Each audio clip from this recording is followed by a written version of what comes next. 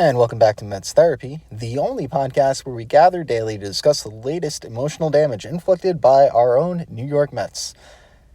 Today, let's talk about the horrible, gut-wrenching loss yesterday. Let's start the session.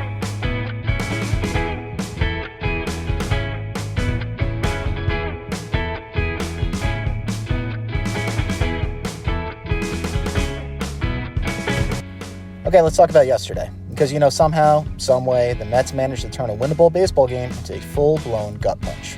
You know the kind of loss I'm talking about. Not the, we got beat by a better team loss. Nope. This was the classic Mets special. The kind of loss that sits with you all day. The kind where you're staring at the ceiling at 2 a.m., replaying every terrible moment.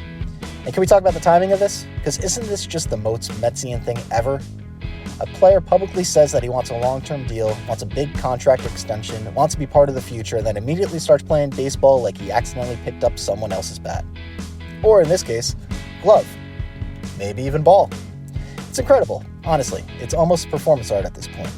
Hey, I'd love a long-term deal. 6, 7, 8 years. Baseball gods hear that and immediately respond, that's adorable. Now watch this. Next thing you know, routine plays become adventures, big spots become strikeouts, the confidence disappears faster than a Mets lead in the late innings. Again, I'm not saying one player lost this game, Freddie Peralta, but I am saying that the Mets are always committed to losing as a team, and at least they work together in that fashion. It's just part of the culture. Everybody contributes. Everybody gets involved. That's what makes these losses just so special. There was no offense yesterday. Literally none. A couple hits here and there, that's not offense.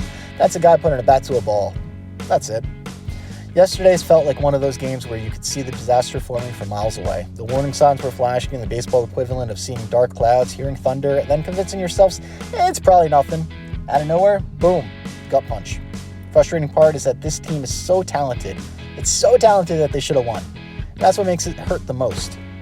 If they were awful, we'd all just laugh and move on. Instead, they keep convincing us that they're about to turn the corner right before diving straight first into a brick wall.